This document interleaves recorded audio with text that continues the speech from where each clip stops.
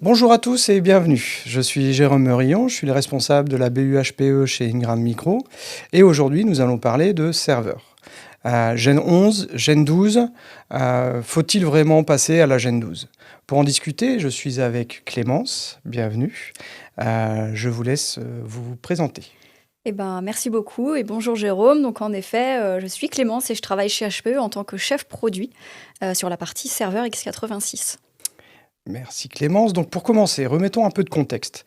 Aujourd'hui, quels sont les grands défis des entreprises en matière d'infrastructure et serveurs? Mhm. Alors un serveur informatique va avoir vocation à héberger évidemment des charges de travail qui évoluent aujourd'hui. Je pense notamment aux nouveaux cas d'usage liés à l'intelligence artificielle et également à l'explosion des données. Donc on est là déjà sur un premier défi, hein, c'est de pouvoir avoir une infrastructure qui soit optimisée pour répondre à ces nouveaux cas d'usage. Et tout ça avec des prérequis de sécurité et de performance qui soient extrêmement forts. Ok, ces problématiques sont-elles les mêmes pour les grands comptes et les PME? Oui, je dirais qu'en effet, on est sur les mêmes problématiques, mais à une échelle différente. C'est-à-dire que les grandes entreprises vont évidemment avoir des freins financiers un peu moins importants qu'une PME qui, elle, va vraiment chercher un rapport performance-prix à leur portée. Alors justement, HPE a sorti une nouvelle gamme qui est la génération 12. Pourquoi avoir sorti cette génération 12? Alors, il faut savoir que sur le marché technologique, on a beaucoup d'avancées. On va avoir plein de nouveaux composants comme des processeurs, des mémoires qui vont aller de plus en plus vite et qu'il faut intégrer évidemment à nos serveurs informatiques pour qu'ils soient les plus performants possibles. Et donc la génération 12 a été lancée dans cette optique d'intégrer toutes ces nouvelles technologies à nos gammes serveurs pour justement répondre à ces défis majeurs des clients aujourd'hui qui vont être d'avoir justement une infrastructure qui soit optimisée pour les nouveaux cas d'usage. Ok, donc concrètement, quelle est la différence entre la Gen 11 et la Gen 12? Ouais. Alors, tout d'abord, il y a un gros effort qui a été fait au niveau de la sécurité. C'est-à-dire qu'on va avoir des niveaux de sécurité sur la Gen 12 qui sont beaucoup plus importants que sur la génération 11, notamment puisque HPE anticipe des futures menaces liées à l'informatique quantique. Et donc, on va avoir des nouvelles possibilités de se protéger grâce à certaines technologies qui sont intégrées. Et également, nous allons, avec la génération 12, retrouver des serveurs qui sont construits et dimensionnés spécifiquement pour répondre à certains cas d'usage, donc notamment des serveurs qui vont être dédiés aux charges de travail intelligence artificielle et dont les flux d'air ont été pensés pour, etc. Donc on n'est pas sur des serveurs, entre guillemets, couteau suisse à tout faire, on est sur des serveurs vraiment très spécialisés pour le cas d'usage qu'ils vont héberger. D'accord, donc là on a vu sur la Gen 12 les avantages et à l'inverse, quelles sont les limitations sur la Gen 11 aujourd'hui? Alors, les inconvénients de la Gen 11, déjà, ça va être la pérennité, évidemment. On ne va pas être capable de proposer la Gen 11 aussi longtemps qu'on aura une Gen 12. Et également, pour certains cas d'usage, encore une fois, qui émergent aujourd'hui, les serveurs génération 11 ne seront pas forcément les plus optimisés possibles. Je pense, encore une fois, à l'intelligence artificielle. Et la Gen 12 a également cette capacité à être beaucoup plus performante. Et donc, on va avoir besoin de moins de serveurs Gen 12 dans son data center pour accueillir des charges de travail qu'on pourrait accueillir sur plusieurs serveurs Gen 11. Donc on a également ce gain d'espace avec la génération 12 et également donc, des économies d'énergie qui y sont liées. D'accord.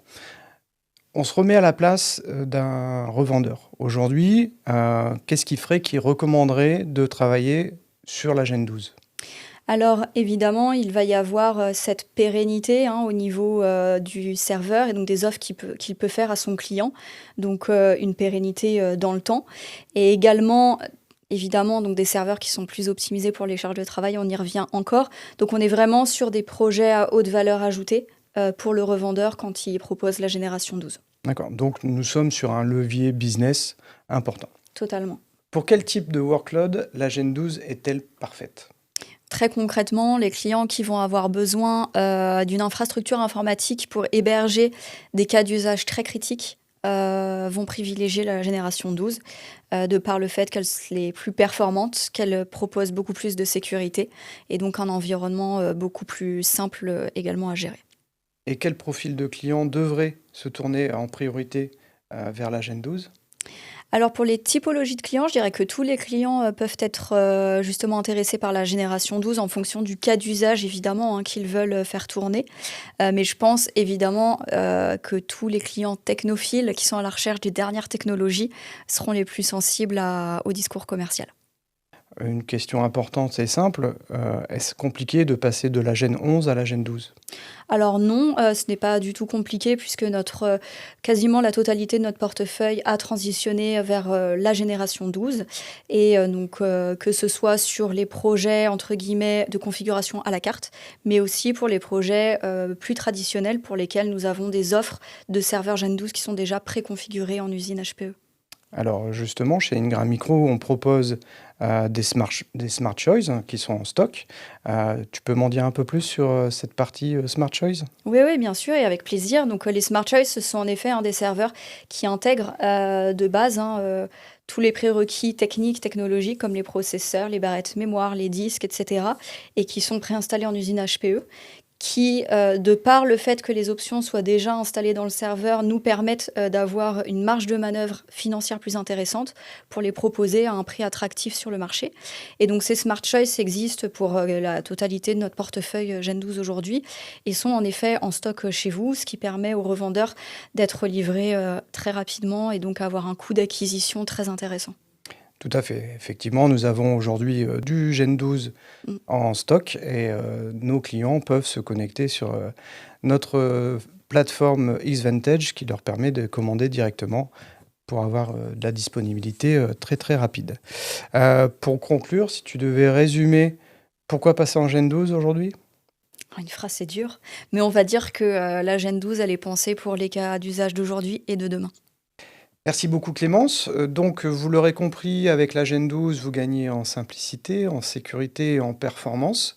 Grâce au stock de Ingram Micro, nous pouvons nous vous accompagner de A à Z. Merci beaucoup, à très bientôt. Merci.